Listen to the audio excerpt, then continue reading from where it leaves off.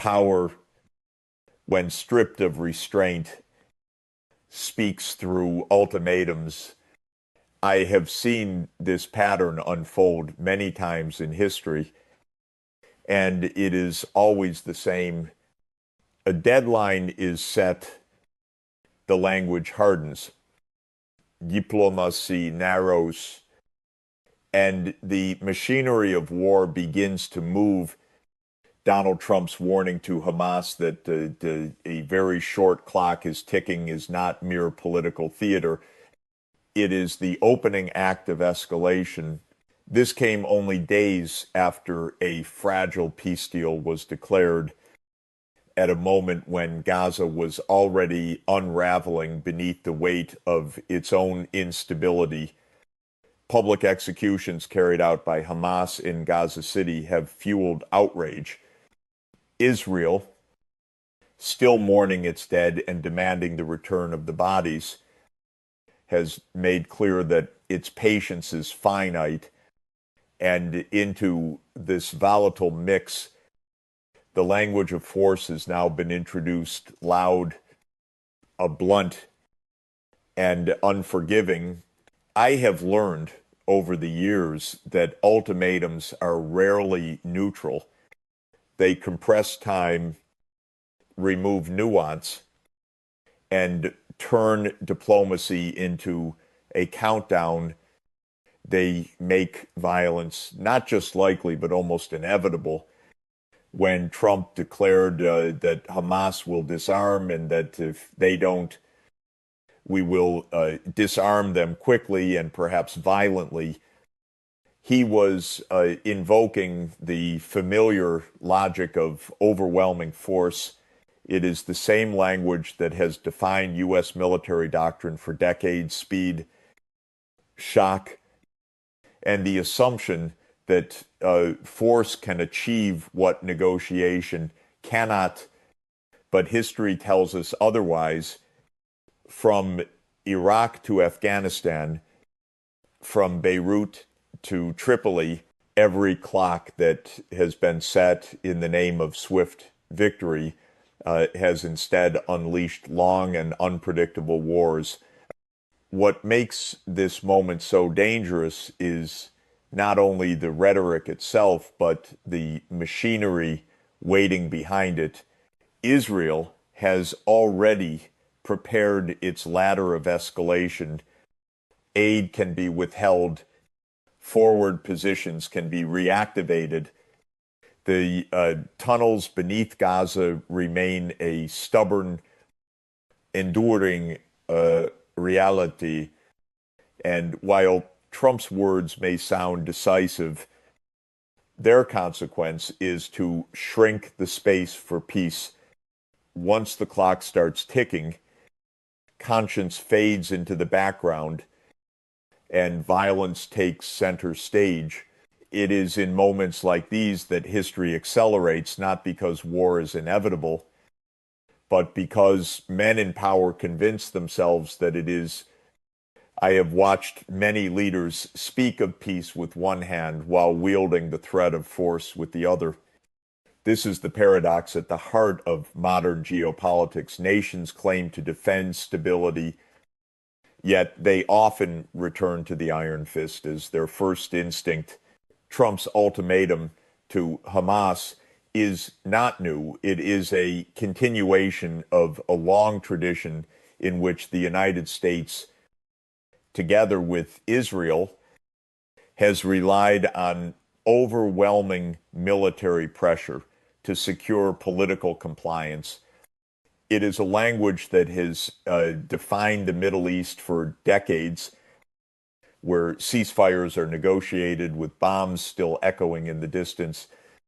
The logic of the iron fist has always been seductively simple: strike hard, strike fast, and force the other side to yield. It was this logic that underpinned the 2003 invasion of Iraq, the bombardments of Libya, the occupation of Afghanistan, and countless covert operations across the region. the assumption is that military power is the final arbiter of political will. Yet each of these interventions left behind something more dangerous than what they sought to defeat: fractured societies. Armed resistance and deep mistrust. Hamas, like many other militant movements, was shaped in the shadow of this very doctrine, a product of war as much as an actor within it. What makes this moment volatile is the fusion of that old doctrine with the new shortened timeline. When ultimatums are delivered, they leave little room for political maneuver. Israel's military calculus is already shifting. The refusal to return hostages will likely trigger escalatory steps aid restrictions, tunnel destruction, precision strikes. Or worse, Trump's words give this trajectory political legitimacy, wrapping force in the language of inevitability. But history warns us the iron fist does not bring lasting peace. It breeds resentment, hardens resistance, and blinds nations to their own complicity in the cycle of violence. Empires have always believed that force can resolve what conscience cannot. But no bomb has ever erased an idea. No invasion has ever guaranteed loyalty. And no ultimatum has ever built peace. It is in this return to the iron fist that we see not strength, but the repetition of old mistakes. There is a point in every escalating conflict where logic begins to give way to momentum. Ultimatums, once issued, narrow the path forward. Political leaders convince themselves that swift action will lead to swift victory. And in that illusion, they fall into the trap of total war. I have seen this before, from the Balkan powder keg of 1914 to the deserts of Iraq in 2003. Each began with the belief that deadlines, threats, and decisive blows would bring order. Each ended in prolonged chaos. Donald Trump's ultimatum to Hamas is the latest chapter in this tragic pattern. It speaks in the language of speed and strength, but behind that language lies a perilous assumption that the clock belongs to the one who sets it, but the clock has a way of slipping out of their hands. Hamas is fragmented, hardened, and deeply embedded in the terrain. Israel faces an enemy it has fought for decades without eliminating, an adversary sustained not by military might, but by the very grievances war itself deepens. Ultimatums in such a landscape are not instruments of control. They are sparks. They ignite the fuse of forces far larger than those who light them. Once the cycle begins, political calculations give way to military logic, and military logic knows only how to escalate. The trap of total war is not merely about armies moving or bombs falling. It is about the collapse of diplomacy. When deadlines expire, leaders find themselves captive to their own words.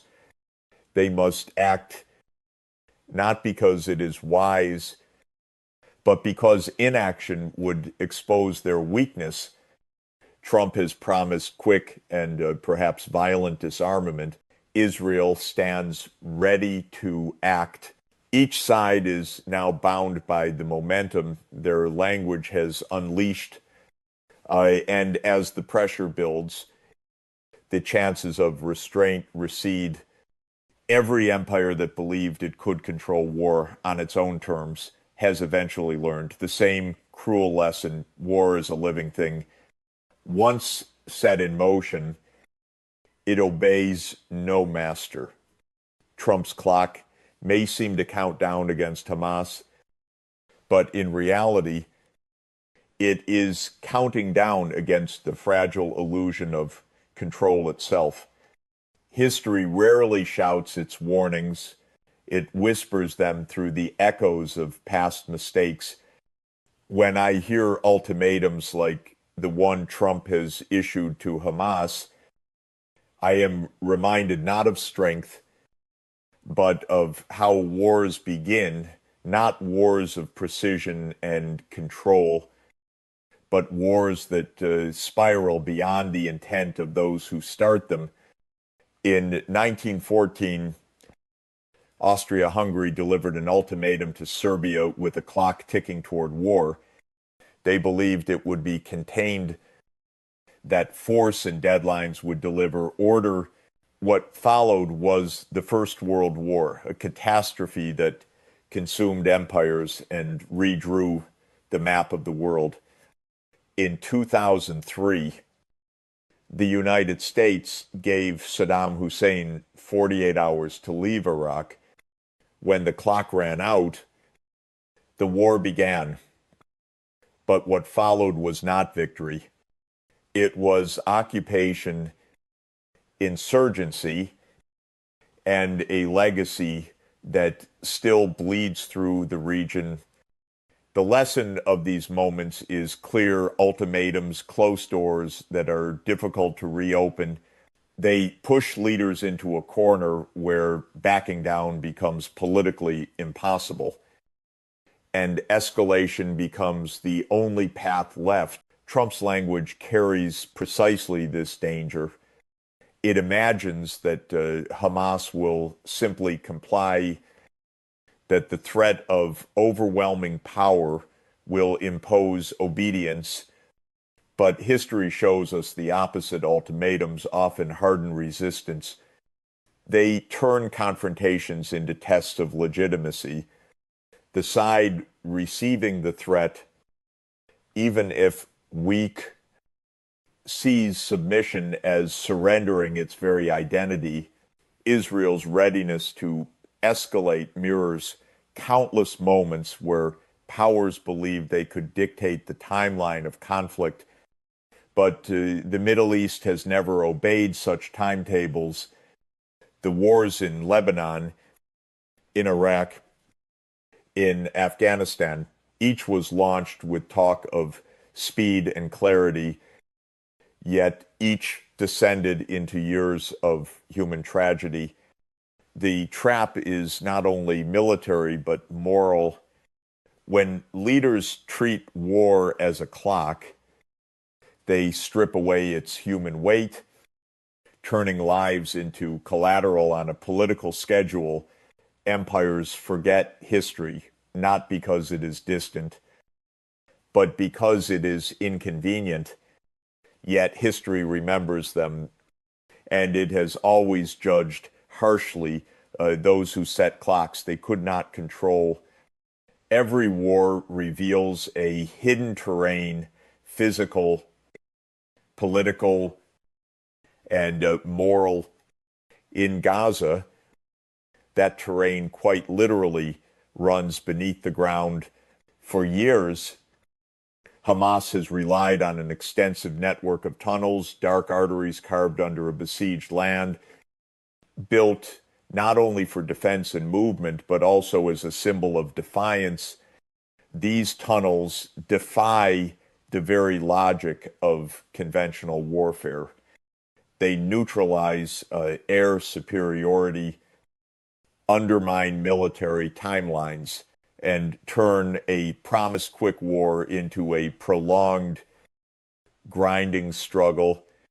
Trump's ultimatum, with its promise of swift disarmament, ignores this subterranean reality.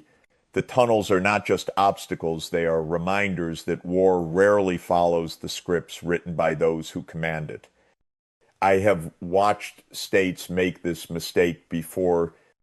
Israel has entered Gaza many times, believing it could crush resistance in weeks, only to find itself trapped in the labyrinth below. The United States waged war in Vietnam and Afghanistan with overwhelming force, but insurgencies rooted in local terrain and political grievance cannot be bombed out of existence. Each tunnel represents not just a military challenge, but a political truth. No ultimatum can collapse what has been built over decades of entrenched conflict. For every tunnel destroyed, another can be dug. For every commander captured, a new one emerges. Ultimatums may set clocks, but they cannot uproot the forces that time itself has woven into the fabric of war. The deeper truth is even more uncomfortable. The tunnels exist not only because Hamas built them, but because a siege built the conditions in which they became necessary. A war without political resolution creates its own underground world, both literal and metaphorical, where despair hardens into resistance. Trump's timeline is blind to this. Israel's calculus is constrained by it, and the people of Gaza are crushed beneath it. There is no such thing as a quick war in a land that has already endured generations of conflict. The tunnels beneath Gaza are more than a military target. They are a monument to the failure of political imagination, a warning that the force alone cannot reach what lives below the surface. I have spent a lifetime watching the powerful speak as though their decisions occur in isolation, as though war is an abstraction made of maps and timetables. But the price of power is always paid by those who stand far from the rooms where ultimatums are issued. When Trump warns of quick and perhaps violent disarmament, when Israel prepares its ladder of escalation, when Hamas refuses to yield, the people who will bear the weight are civilians trapped in the crossfire. In Gaza, that means families who have endured war after war, children who have never known a night without the threat of bombs, and communities crushed between military calculations on both sides. The doctrine of overwhelming force has always sold itself as clean, swift, and decisive. In reality, it spreads suffering like wildfire. When timelines are shortened, when threats are issued, military machinery does not act with precision, it acts with momentum. Airstrikes aimed at command nodes hit apartment buildings. Operations targeting tunnels collapse entire neighborhoods. And the cost is measured not in strategic gains, but in funerals, displacement, and futures lost. Those who believe in quick wars forget that human lives are not numbers to be rearranged on a political schedule. History teaches us that empires rarely recognize the human cost of their choices until it is far too late. In Iraq, promises of shock and awe turned into years of occupation and civilian bloodshed. In Afghanistan, decisive rhetoric became a 20-year war. In Gaza, every round of escalation ends with the same unbearable scenes: crowded hospitals, fractured families, and entire neighborhoods reduced to rubble. This is the price of power when it is unmoored from conscience. And yet, the architects of these ultimatums almost never face the consequences themselves. Power insulates them from the destruction they unleash. It is the weak who absorb the impact of the strong. If history is a teacher, it tells us this truth with brutal clarity. The louder the threats of power, the quieter the voices of those who suffer because of it. Every empire reaches a moment when power collides with its own reflection. It is in these moments that the moral character of nations is revealed, not in declarations of strength, but in their capacity for restraint. Trump's ultimatum to Hamas, Israel's readiness to escalate, and Hamas's defiance form a triangle of force, each side locked into a logic that leaves little room for conscience. Yet it is precisely here, in the narrowing space between war and peace, that moral clarity matters most. History does not remember ultimatums as victories. It remembers them as turning points. They are the moments when leaders could have chosen to step back, but instead stepped into the abyss. I have spent much of my life studying the rise and fall of nations, and I have learned that real strength is never measured in how fast a country can act, but in how wisely it can choose. Power is loud, conscience is quiet, but it is conscience, not firepower, that ultimately determines whether a republic endures or corrodes from within. America has set many clocks before some counted down to wars that could not be won. Others ticked toward crises that scarred entire generations. What remains after the dust settles is not the sound of victory, but the silence of what was lost. The tragedy of this moment is not inevitable war, it is the refusal to imagine anything else. The tunnels beneath Gaza, the grief of Israeli families, the political theater of ultimatums, these are not separate stories, but one intertwined reality, a reality that can either spiral deeper into violence or break the cycle through courage and moral realism. Conscience is not weakness. It is the last defense of a nation against the tyranny of its own power. If America, Israel, and Hamas continue to let ultimatums dictate history, then war will come, as it always has. But if conscience is allowed to speak not as a whisper, but as a force, then even the most dangerous clocks can be stopped before they strike midnight. The path is narrow, but it exists. It always has. The question is whether we will have the courage to walk it